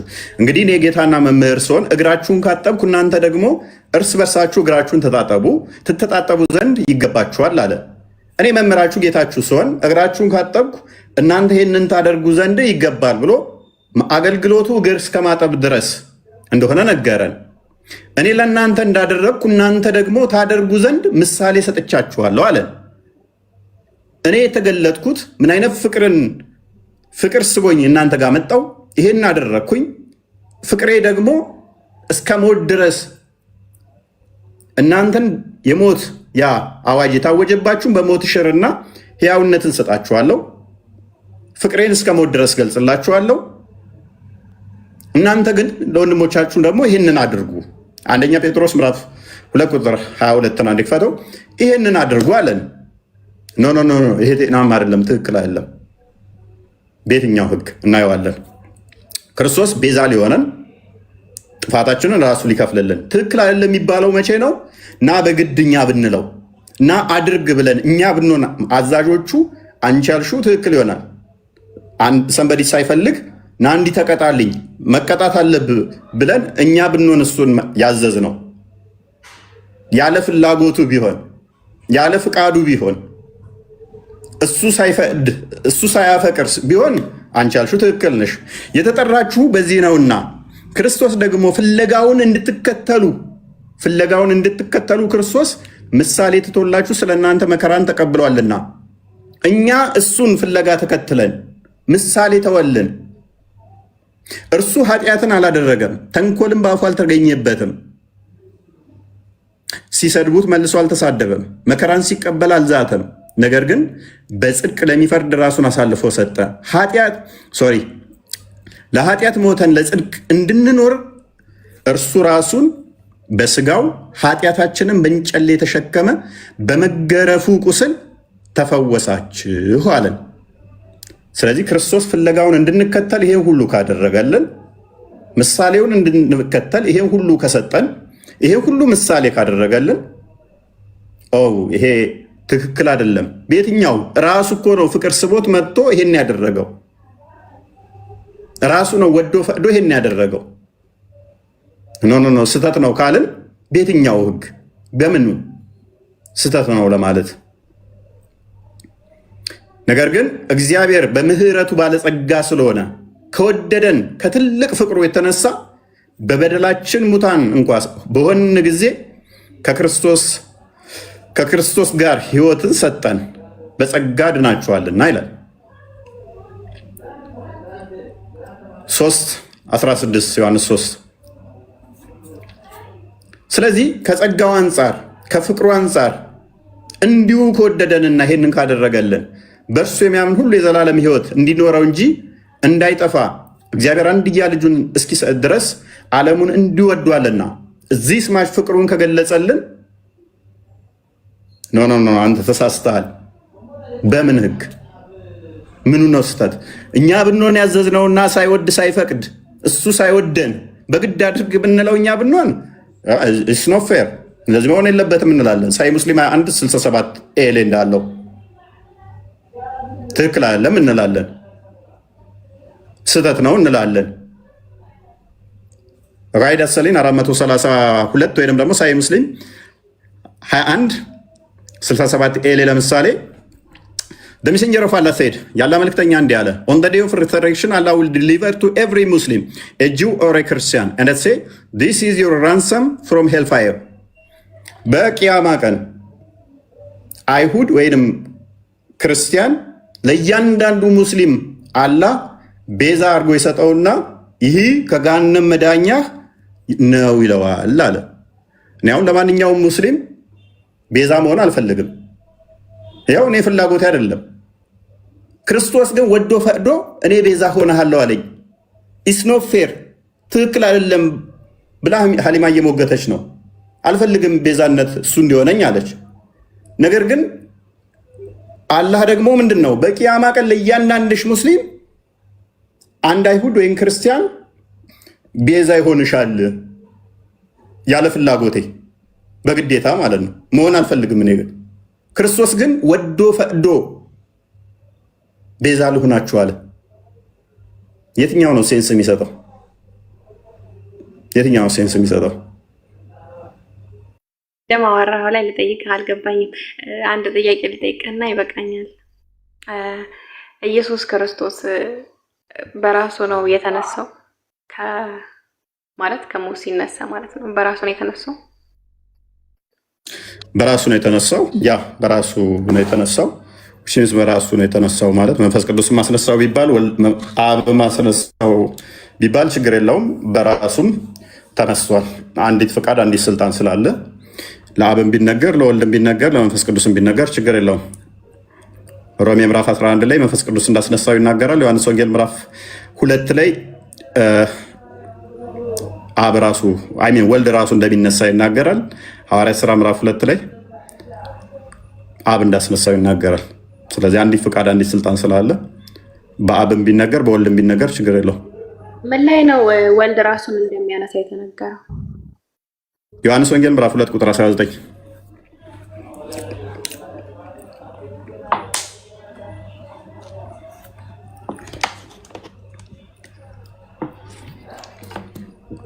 ኢየሱስ መልሶ ይህን ቤተ መቅደስ አፈርሱት፣ በሶስተኛው ቀንም አነሳዋለሁ አላቸው። ምን አላቸው እህታችን? በሶስት ቀን አነሳዋለሁ አለ። በሶስት ቀንም አነሳዋለሁ አለ። ያ ልጋምሽ ልጨምርልሽ? እስኪ ከታች ቀጥሎ ምን ይላል? ከዛ እሺ፣ ስለዚህ አይሁድ አንጎራጎሩ። ከዛ በኋላ ይህ ቤተ መቅደስ ከ40 ቀን ዓመት ጀምሮ ይሰራ ነበር፣ አንተ በ3 ቀን ታነሳዋለህ አሉት። እርሱ ደግሞ ምን አላቸው? ምንድነች አንተ እንዲህ አይነት ጊፍት አለ እንዴ? እርሱ ግን ስለ ሰውነቱ ቤተ መቅደስ ይል ነበረ። ስለዚህ ከሙታን ከተነሳ በኋላ ደቀ መዛሙርቱ ይሄንን እንደተናገረ አሰቡና መጻሕፍትንና ኢየሱስ የተናገረውን ቃል አመኑ። ታምኛለሽ? አንቺስ? እመኝ። ያው አነሳዋለሁ አለ፣ አነሳ። ማመኑ ሌላ ነው። እሺ ማመኑ ሌላ ነው። ዝም ብሎ መረጃ ብቻ አስቸጋሪ ነው። ይበቃሻል። ወደ ቶፒኩ መልሰው። ክርስቲያን አንዴ አይታመነው፣ ባንዴ ዝም ተብሎ ይታመናል። እሺ አንዴ ድል ስጭኝ እስኪ እኔ ልቀጥል። አንዴ ትንሽ ሰዓት ነው ያለኝ። ኦኬ እሺ፣ ትቀጥላለህ። አንድ ጥያቄ ብጠይቃት ደስ ይለኛል። እዚሁ ላይ ከቤዛነት ጋር በተያያዘ ሀሊማዬ እንዴት ነሽ? ግን ደህና ነሽ? ጠፍተሻል። ቃል እንዴት ነው? አለን እግዚአብሔር ይመስገን። የክርስቶስ ቤዛነትን አልቀበልም ብለሻል። ለአንቺ ሲል ደግሞ ሀጀረል አስዋድ ጥቁሩ ድንጋይ ደግሞ ከወተት የነጻ ነጭ ነበር እና የእናንተን ኃጢአት ተሸክሞ ነው የጠቆረው። አንቺ አሁን ሄደሽ ብትነኪው የእውነትን የልብሽን አውቆ፣ እንግዲህ የልብን የሚያውቀው ፈጣሪ ብቻ ነው። የእውነት የለካውን ለይቶ ኃጢአትሽን ይሸከምልሻል። አሁን እንደተወለደ ሕፃን ልጅ ንጹሕ ትሆኛለሽ ይባላል። የክርስቶስን ቤዛነት አልቀበልም ብለሽ ድንጋይ መቀበልሽ፣ የድንጋይን ቤዛነት መቀበልሽ ተገቢ ነው? ይህን መሳሰበሽ ታውቂያለሽ? ምን አገናኘው? እንዴ ይገናኛል እንጂ ክርስቶስንና ያንን ድንጋይ ምን አገናኘው? ያ ድንጋይ እኮ ፈጣሪ ያዘዘው ነው አይደለ? ፈጣሪ ካዘዘው ደግሞ ምንም ቢሆን ትፈጽማለህ፣ ታደርጋለህ። ፈጣሪ ያዘዘውን ነገር ማለት ነው። ከአላህ ውጭ የልብን የሚያውቃለ? አላህ እንዲያውቅ ካደረገውስ ባህሪው ያጋራል ማለት ነው። አላህ ድንጋዩ የልብሽን አውቆ። ኧረ ሀሊማ እሱን እንተውና እሺ። ሲጀመር የልብ ያውቃል የሚላለ እንዴ? አንዴ ቆይ እስኪ እና ከዛ ጋር ማለት ነው። ሀሊማ አንቺ ችግር የለውም እሺ፣ ችግር የለውም። ከክርስቶስ ይልቅ ድንጋዩ ኃጢአቴን የሚሸከምልኝ ይሻለኛል ብለሽ የተቀበልሽውን ማመን ትችላለሽ፣ መብትሽ ነው። ግን ሴንስ የሚሰጠውን መቀበል ያንቺ ነው። አይ እኔ ድንጋዩ ነው የሚሻለኝ፣ ድንጋዩ ነው የሚያዋጣኝ ካልሽ መብትሽ ነው፣ ችግር የለውም። አንጫንሽም። ክርስቲያን ድንጋዩ እኮ ግዴታ አይደለም እኮ። ግዴታ ነው ሀሊማ፣ ግዴታ አይደለም። ትእዛዝ ቆይ እሺ፣ ግዴታ ቆይ አይደለም። አንዴ ሀሊማ። እሺ አርካኑል እስላም ስንት? ሶሪ ያ ከሀሊማ ውሃ ጠጣፍ ወይ ሀሊማ ከአርካኖል ኢስላም መሰረቶች ውስጥ ወይም ደግሞ እስልምና ምሰሶ የሚባሉት ውስጥ ምን ምን ናቸው?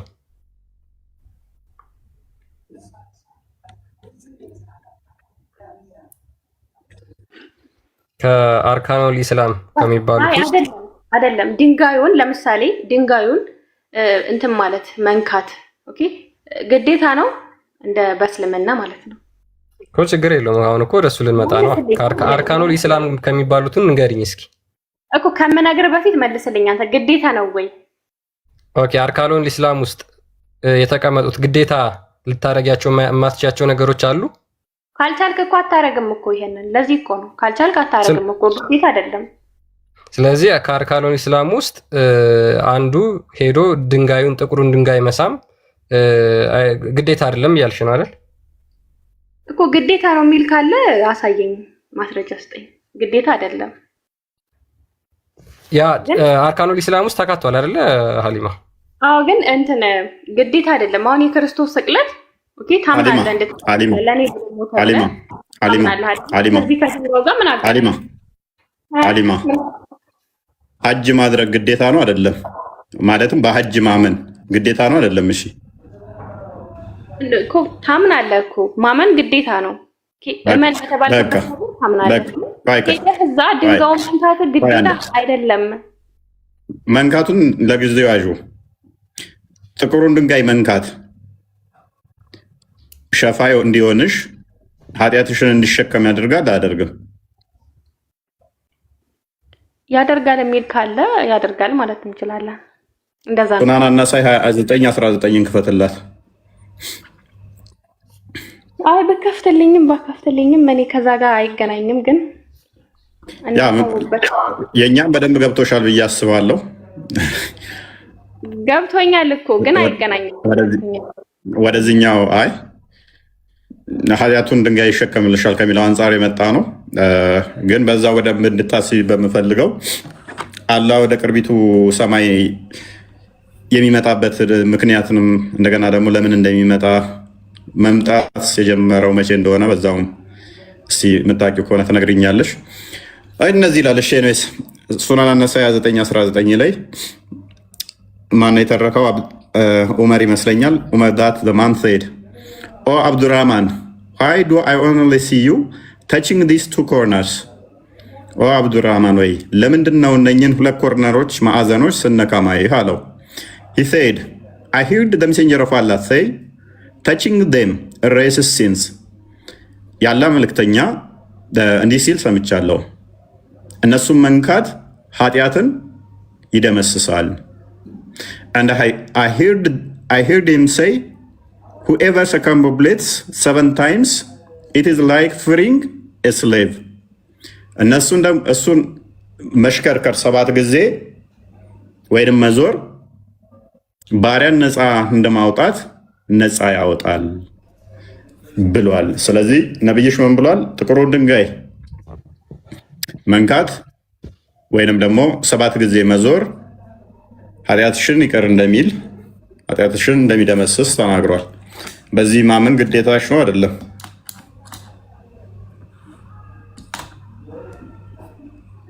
ያው ከነካችሁት ኃጢአታችሁን ያስተሰርይላችኋል ከተባለ ያው ማመን እኮ አለብኝ፣ አምናለሁ። ግን ሄጄ መንካቱ ግዴታ አይደለም እያልኩ ነው። ብነካም ባልነካም ግዴታ አይደለም።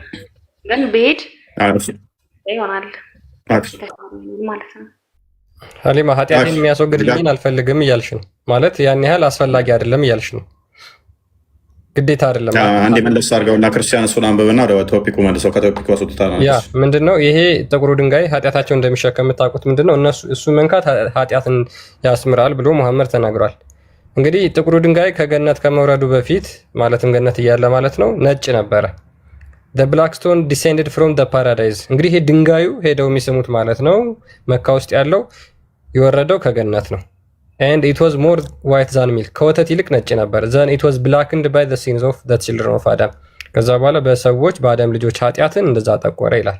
የጠቆረበት ምክንያት በምንድን ነው? በኃጢአታችን ምክንያት። አይ ኃጢአቴን የሚያስወግድልኝን ነገር ባረገውም ባላረገውም ችግር የለም ካልሽ መብትሽ ነው። ግን አላህ ድንጋዩን ለኃጢአትሽ ማስወገጃነት ሰጥቶሻል ማለት ነው።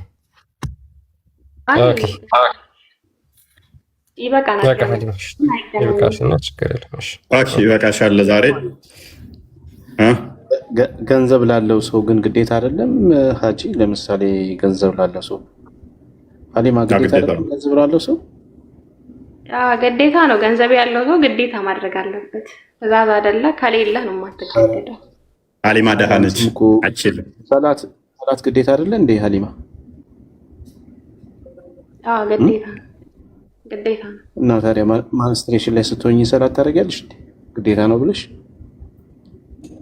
አሁን ሌላ ጣጣ ውስጥ ልታስገባኝ ነው? አይ እንደዛማ ከሆነ አይሰገድም። ስለዚህ በኮንዲሽን ነው ግዴታና ግዴታ አይደለም የሚለው። ልጅ ገንዘብ ካለሽ ግዴታ ነው፣ ለሌለው ሰው ነው። ገንዘብ ለሌለው ሰው እኮ ዘካ መስጠትም ግዴታ አይደለም። ዘካ መስጠት ግዴታ ነው እንደተባለ ሁሉ ከሌለሽ ግዴታ አይደለም። ይሄም እኮ ገንዘብ ስለሌለሽ ነው ግዴታ ያልሆነው እንጂ ካለሽማ ሄደሽ ግዴታሽን ትወጫለሽ። ስለዚህ በኮንዲሽን ነው። አንቺ ልክ ሰላት እንደማሰግጂው ማንስትሬሽን ላይ ስትሆኚ፣ ይሄም ደግሞ ገንዘብ ሳይኖርሽ ነው ግዴታ ያልሆነው እንጂ ካለሽ ግዴታ ነው። ስለዚህ አርካኑ ኢስላም እስከሆነ ድረስ ግዴታ አይደለም እንዳትዪ። እዚህ ጋር ቆይ እንትን ልበላችሁ። የሆነ እንትን አራጭኩት ነገር አለ። አሁን ገንዘብ ላለው ሰው ማለት አንዴ ወደ ቶፒኩ መልሰው ክርስቲያን ቶፒኩ ላይ እንመለስና ግልጽ ነው ኮንዲሽናል የሆነ ነገር ነው ብሎ እየተናገር ስለሆነ ቢኒ። ኤኒዌይስ ግን ሙቤ ይሄንን የመጽሐፍ ቅዱስ ጥቅስ ለምንድን ነው የማትቀበለው? ሙቤ መቀጠል ትችላለህ። ቅድም ስታወሩት በነበረው ነገር ላይ ለማውራት ነበር የገባሁት እኮ። ስለዚህ ነበር እያወራን የነበረው። ዋና ፖይንታችን ስለሆነ ማለት ነው። ክርስቶስ ኢየሱስ በቀጥታ እንደሚሰቀል ተናግሯል፣ እንደሚገደል ተናግሯል። ለምን አትቀበለውም? ከመሞቱ በፊት ከመሰቀሉ በፊት ይህን ተናግሮ ነበረ። ምንም ማለት እንዴት እሱ እንደተናገረ በምን ላቅ እችላለሁ? ይሄው ተቀምጧል መጽሐፉ ላይ። ማን የጻፈው? አይ ስለ ጸሐፊው አይደለም ወንድማችን። ጸሐፊው ማቴዎስ ነው የጻፈው። ለምሳሌ ሁሉም ጽፈዋል። ማቴዎስም ጽፏል፣ ማርቆስም ጽፏል፣ ሉቃስም ጽፏል። ሐዋርያቶች እንዳለ ከሱ ጋር የነበሩት በአይን ያዩት፣ በእጅ የዳሰሱት፣ የሰሙት፣ ከሱ ጋር የተማሩ ያዩትን ነገር መደበቅ ስላልቻሉ ያንን ነገር ጽፈው አስቀምጠዋል። ለምንድን ነው አንተ ያን ያልተቀበልከው? ማቴዎስ በትክክል ይሄኛው እንደጻፈ በምንድን ነው ላቅ የምችለው? እንደዚህ ብሎ እንደጻፈ በምንድን ነው ላቅ የምችለው? ኦኬ እሺ፣ በጣም ጥሩ። ኢሳ አልሞተም አልተሰቀለም ብሎ ጽፎ የሰጠ ማን ነው ለአንተ? እሱ አላህ ራሱ ቀጥታ ነግሮኝ ነው። ማን ነው ጽፎ የሰጠ? ለአንተ ነው የነገረህ? ሰንሰለቱ ቁርአን ሰንሰለቱ ቼኑ ወደ አላህ ያደርሰኛል። ከፍ አድርገው ማስረጃውን ያምጣው እስኪ በእናትህ እስኪ። ኢሳ አልሞተም አልተሰቀለም አልተገደለም ያለውን ከነ ሰንሰለቱ ከዛው ከቁርአን ማስረጃ ስጠኝ። ቁርአንን የጻፉት ማን ናቸው? ሰሃቦች ናቸው አይደለ? እሺ ማስረጃ የትኛው ምዕራፍ ላይ ነው? የትኛው ሰሃባ ነው ኢሳ አልሞተም አልተሰቀለም የጻፈው? የተቃጠለውና ያልተቃጠለውን ምንድነው ጥያቄያችሁ? ምንድነው? አንተም ደረብከብኝ። የትኛውን ልመልስ? እሺ ቀጥሉ፣ ችግር የለም። ያ ኮንዲሽኑን ምን አረከው ማለት ነው? አንተ መጽሐፉን የጻፈው ማን ነው የሚለው ላይ አረከው ማለት ነው። እኛስ አይደለም ጥያቄያችን። መጽሐፉ ማን ነው የጻፈው? ይሄን ከሌን የጻፈው ከላድለም የጻፈው አይደለም፣ ተጽፎ ተቀምጧል። ስለዚህ በዛ ላይ አንተ ነብይህ ከክርስቶስ ከ600 ዓመት በኋላ መጥቶ ኢሳ አልሞተም አልተሰቀለም ያለውን እንጽፈው ሰጥተውልኛል አስቀምጠውልኛል ብለህ ባመንከው ተቀምጧል። ስለዚህ አንተ ባመንከው እኔ በማምነው ነው ማለት ነው የምንወያየው እዚህ ጋር ሐሳባችንን ፍሎ የምናደርገው። ስለዚህ አንተ ይሄንን ልትቀበልበት የማትችልበት ምክንያት ምንድን ነው? ቶማስና እንትናን አያምንም፣ ማቴዎስን አላመነም። መፍቱ አይደለ ሙቤ? አይ ቆይ እኔ ንግግሬን ግልጽ ላድርግላችሁ። ምናልባት ይኸውላችሁ እኔ እንደዚህ ያልኩበት ምክንያት ምንድን ነው? ቁርአንን ለምሳሌ ቁርአን አላህ ሱብሓነሁ ወተዓላ በጅብሪል መልኩ በጅብሪል በኩል ለነቢያችን ሰላም የሰጣቸው ነው። ሙቤ ቁርአን እንዴት ወረደ ምናምን እሱ ተረተረቱ ለአንተ ነው የሚሰራው፣ ለእኛ ተረተረት ነው እሱ፣ ለአንተ እምነት ነው። ሰንሰለቱን ሊነግርህ ነበረ። ሰንሰለቱ ቼኑን ላስረዳህ ነበረ። እሱ አያስፈልገንም አለኛ። ምንም አይሰራልንም፣ ምንም አይጠቅመንም። ምክንያቱም እኛ እንደዛ ብለን ስለማናምን ማለት ነው። ለአንተ ነው እሱ እምነት የሚሆነው እንጂ ለእኛ አይደለም። በደንብ አስተውል። ኦኬ፣ አንድ ሴት ከተደፈረች ለመደፈሯ ወይንም ደግሞ ተደፍሬያለሁ ብትል አንድ ሴት እንደ እስልምና አስተምሮ ስንት ምስክር ያስፈልጋል? ጥያቄውን ቀየርከው። ስንት ምስክር ያስፈልጋል? 4 ምስክር። 4 ምስክር። ኦኬ፣ እኔ የኢየሱስ ስቅለትና ሞት ከዛም በላይ ምስክር አመጣበታለሁ። ማቴዎስን እንዴት አመንከው ላልከው ማቴዎስ 1፣ ሉቃስ 2፣ ማርቆስ 3፣ ዮሐንስ 4፣ ጳውሎስ 5፣ ያዕቆብ 6፣ ይሁዳ 7 እያልኩ ከ10 በላይ ከዛም በላይ ሰጣለሁ። አንተ አንድ ዝሙት ለሰራች ሴት እንኳን 4 ምስክር ያስፈልጋል ብለህኛል አይደለ? ግዴታ አይደለም እሱ ከሌላ ስለዚህ ይህንን ታሪካዊ የሆነ ለውጥ እንትን የሚል አንተ ሙሐመድን የሚረዳ 1-3 መረጃ ስጠኝ እስቲ። አልተሰቀለም የሚል 3 አይደለም ተሙሐመድ ተነገረ ውጪ እስቲ 2 አንጣ። 2 አይደለም 1 በቃ አደረኩልህ። እሳቸው አይደለም የነገሩኝ፣ አላህን የነገረኝ። ከአላህ በላይ ደግሞ ምስክርነትን አልፈልግም። አላህን የነገረህ አንተ? ስለዚህ ነብይ ነህ ማለት ነው አንተ። ምክንያቱም አላህ ቀጥታ ለማንም አይናገርም ለመልእክተኛ ከግርዶ ጀርባ እንጂ ይላል። ስለዚህ አንተ ነብይ ነህ ማለት ነው። ነብዩ ሙቤ እንዴት ነህ? እኔ በስነ ስርዓት እያወራሁ ለምን ቀልድ ምናምን አላስፈልግ ነገር ራስህ ነህ ያልከው። ቀጥታ አላህ የነገረኝ ያልከው አንተ ነህ፣ እኔ አይደለሁም ያልኩት። ምን ማለቴ ነው? እንደዛም ማለቴ እኮ አላህ ሱብሓነሁ ወተዓላ በነቢዩ መሐመድ በኩል ነግሮኛል ነው ያልኩ። እሳቸው በኩል ይህን እያናገረኝ ነው። ቆይ እኔ ጠየቅኩ መሐመድ የነገረህን ሳይሆን ከመሐመድ ውጭ ነው ያልኩህ። በደንብ አስተውሉ። ለሴት ዝሙት ለሰራች እንኳን 4 ምስክር ያስፈልጋል ያሉ አካላት አንድ ሚዩት አድርግ አሊ፣ ይደርባል። ዝሙት ለሰራች እንኳን 4 ያስፈልጋል ያሉ አካላት ጳውሎስን ስናመጣ ምን ጠየቀን? ጳውሎስ ትክክል ለመሆኑ ምንድነው ማስረጃው አለ። ጳውሎስ ከእግዚአብሔር ሰምቶ የታለ ምስክርነቱ? አዳምጣ፣ ይኸው ተከፍቶላል ፊት ለፊት በደንብ አስተውሉ። እሱ በትክክል እንደዛ ብሎ እንደጻፈ በምንድን ነው የማውቀው? እሺ ላዳምጣ። ይኸው ተከፍቶላል እኮ ፊት ለፊት።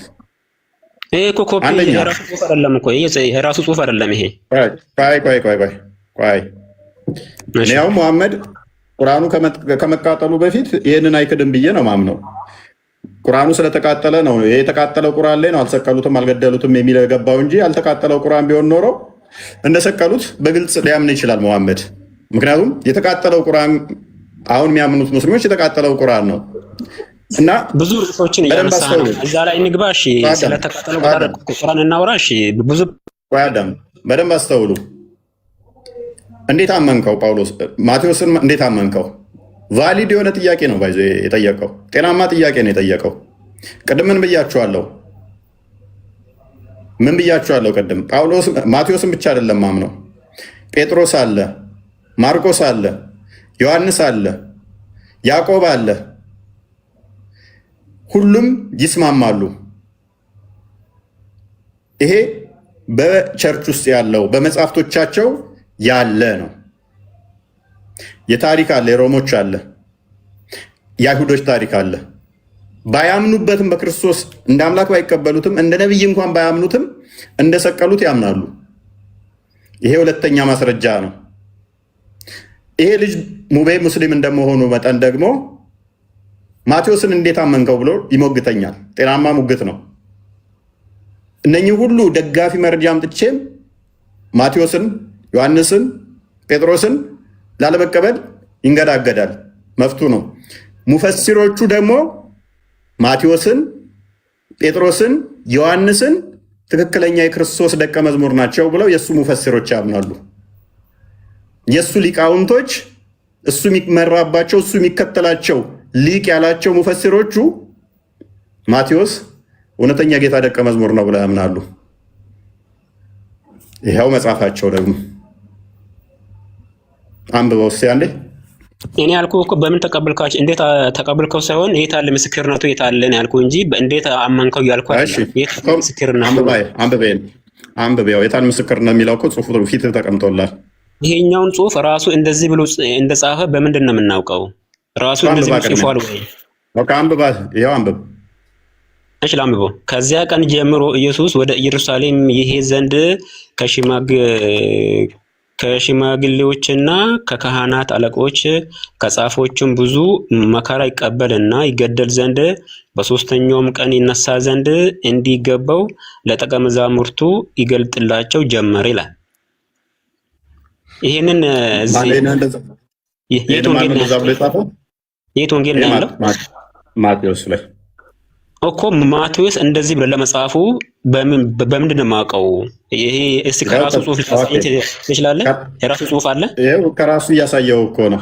የራሱን እያሳየው ነው። ይሄው ይሄ እኮ ከእንትን ላይ ከማለት የባይብል አሁን የመጽሐፍ ቅዱስ ኦሪጂናል ወደ ኦሪጂናል ቴክስት የሚባለው ሳይንት ከሶስተኛው ሴንቸሪ በኋላ ነው አይደለ? ወይም ከአራተኛው ኦኬ አይደለ? እሺ ከዛ በፊት ጽሑፍ አለ። የባይብል አውቶግራፊካሊ አለ ጽሑፍ አለ። ከዛ በፊት ከሶስተኛው ከአራተኛው ሴንቸሪ በፊት ያለ ጽሑፍ አለ። ወይም የራሳቸው ይሄንኛው የለም የሚል አለ።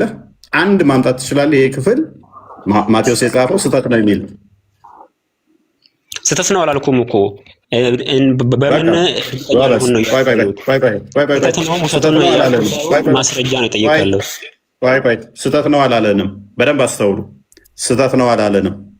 ስህተት ነው ካላልከን መሞገት አትችልም። ስህተት ነው ካልክ ግን ይሄ ክፍል የለም የምትል ከሆነ ክሌም ታደርግና ታመጣለህ ማስረጃ። እኔ እያልኩ ያለሁት ይሄንን ጽሑፍ እውነት ነውም ውሸት ነውም ብዬ እንዴት ልቀበል? ማስረጃ በትክክል እሱ የሆነ ማለት ነው። እኛ ቀረብንልህ እኮ እውነት ነው ውሸት ነው ብለህ እርግጠኛ ልሁን? ቆይ እውነት ነው ውሸትም ነው ብለህ ለመቀበል ከተቸገርክ፣ ስህተት ነው ብለህ የምታምን ከሆነ ማስረጃ ማምጣት የሚጠበቅብህ አንተ ነህ። እኛ ግን እውነት ለመሆኑ አመጣንልህ። አሁን ያንተ ድርሻ ይሆናል ማለት ነው። ምን ነበር ጠየቀኝ? አንተ እኮ ምን ነበር ጠየቀኝ? ይሄኛውን ጽሑፍ ኢየሱስ ክርስቶስ እንደዚህ ብሎ መናገሩን አንተ ለምን አታምንም አልከኝ። እንደዚህ ብሎ ለመናገሩ በምን እርግጠኛ ሆናለሁ ስለ ደግሞ የማቴዎስ ወንጌልን አመጣህልኝ። ማቴዎስ እንደዚህ ብሎ መጻፉን በምን አውቃለሁ?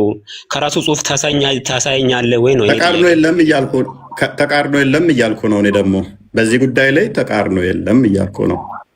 አንተ ለምሳሌ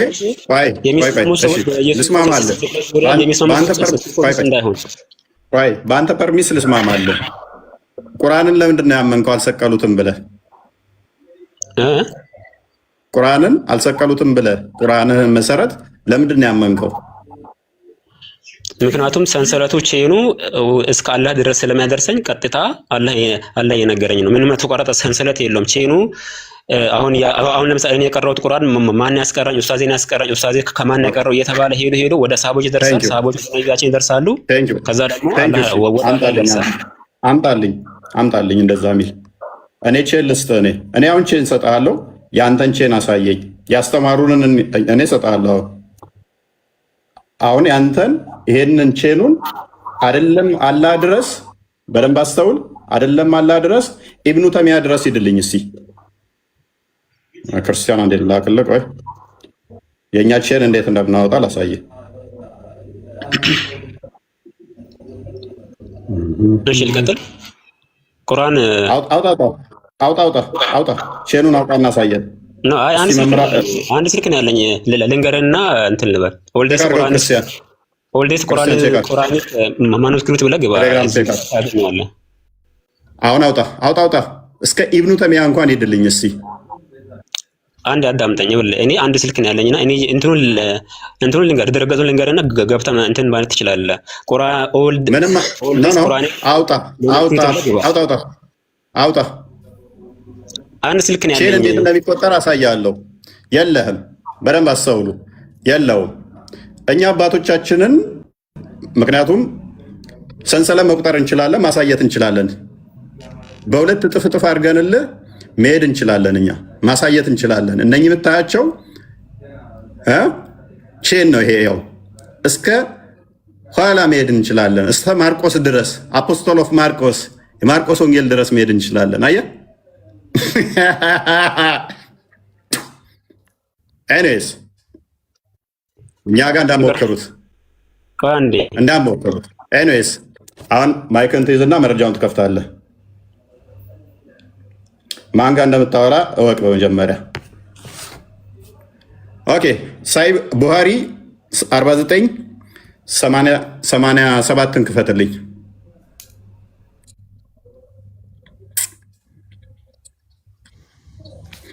ላውራት አድርገኛል። ማውራት አልችልም። ማስረጃ አሁን ማስረጃ ታመጣለህ። የመጀመሪያው ቁርአን ወገኖቼ ተቃጥሏል። ሎክ ፍየል የበላው ነው። ፍየል የበላው ላይ አለ፣ የጠፋ አለ፣ የተቃጠለ አለ። ኡስማን ምን አደረገው ይላል። አንብብ፣ ክርስቲያን አንብበው። ራሳቸው የመጀመሪያ የሃይማኖት መጽሐፍቶቻቸውን ያቃጠሉ ያወደሙ ሙስሊሞች ናቸው። አንብበው። አሁን የኛን እዛ ላይ ቅድም እስከ ማርቆስ ድረስ ሰንሰለቱን አሳያችሁ አይደለ? ከማርቆስ ወንጌል ላይ ሰጣችኋለሁኝ። ክርስቶስ እንደተሰቀለ የተናገረበትን ሰንሰለት ነው ፈልገው አይደል? ቀጥል። ያ ምንድነው? የቁርአን የመጀመሪያዎቹ ቁርአኖች ተቃጥለዋል። ኡትማን ሴንት ኤቭሪ ሙስሊም ፕሮቪንስ ዋን ኮፒ ኦፍ ዋት ዜ አር ኮፒድ ኤንድ ኦርደርድ ዛት ኦል ዘ አዘር ቁርአኒክ ማቴሪያል ዌዘር ሪትን ኢን ፍራግመንታሪ ማኑስክሪፕት ኦር ሆል ኮፒስ ቢ በርንት። ምንድነው እንዳለ እስቲ ከላይ ጀምር አንብበው። አንድ ክርስቲያን ይቅርታ፣ ከላይ ጀምር አንብበው እስቲ። ያዝና አንብብ። እኛ መቃጠሉ ነው የምንፈልገው። ምን አደረገው? ኮፒዎቹን ሰበሰበና የመጀመሪያውን አዳም ከላይ ጀምር አንብበው። ፕሊስ አረብሽ። ሎክ ቁርአኑን የመጀመሪያ ቁርአን የለም። ራሳቸው ሰብስበው መረጃ ለማጥፋት ክርስቶስ እንደተሰቀለ የሚናገርበትን ከላይ አንብቡት ፕሊስ።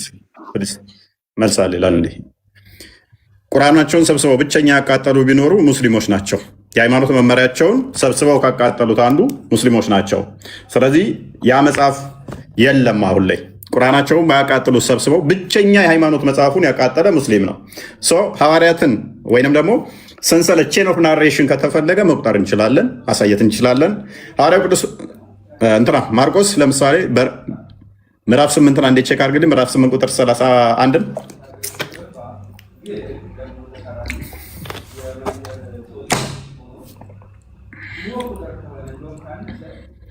የሰው ልጅ መከራ ሊቀበል ከሽማግሌዎችም ከካህናትም አለቆች ከጸሐፍቶችም ሊጣል ሊገደልም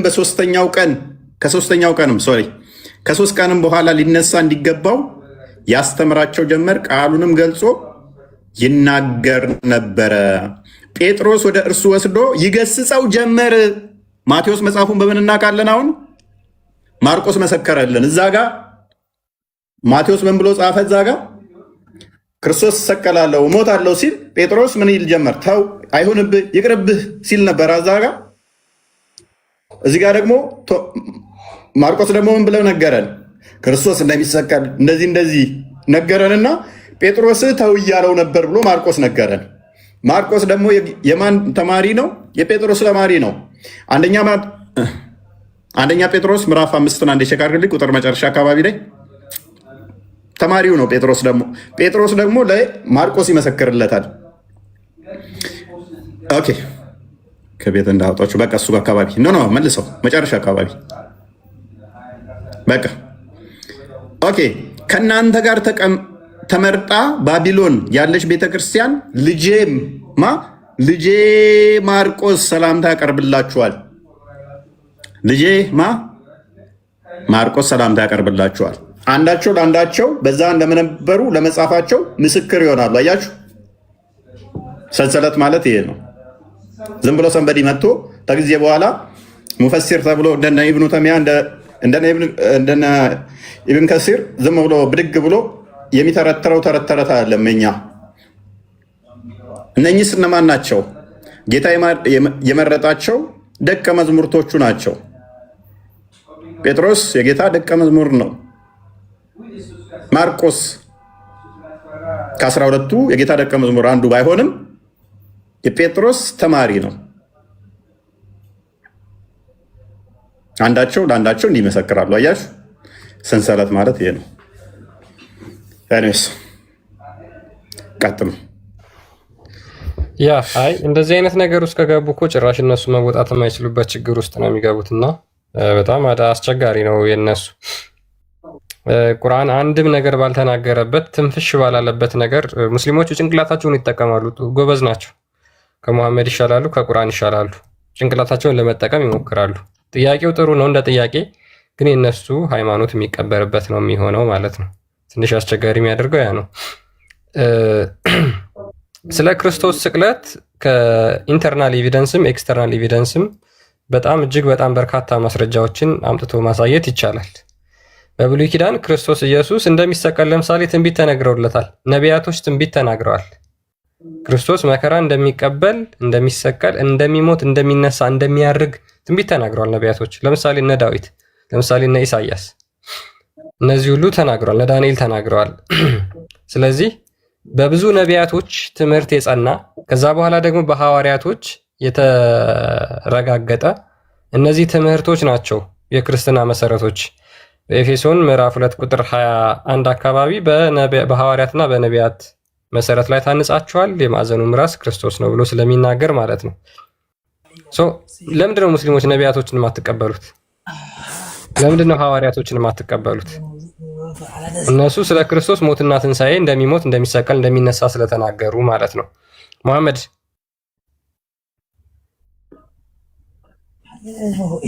ወይ መሐመድ ሰላም ነው አለን እግዚአብሔር ይመስገን። ይደውላሉ። ቆይ አሁን ነገ እንትን ካልኩኝ ታች ሊሆን መሰለኝ። ኦኬ መመለስ ይመቻል። መመለስ የምትችል ከሆነ ጥያቄ ነበረ። ከምንድን ነው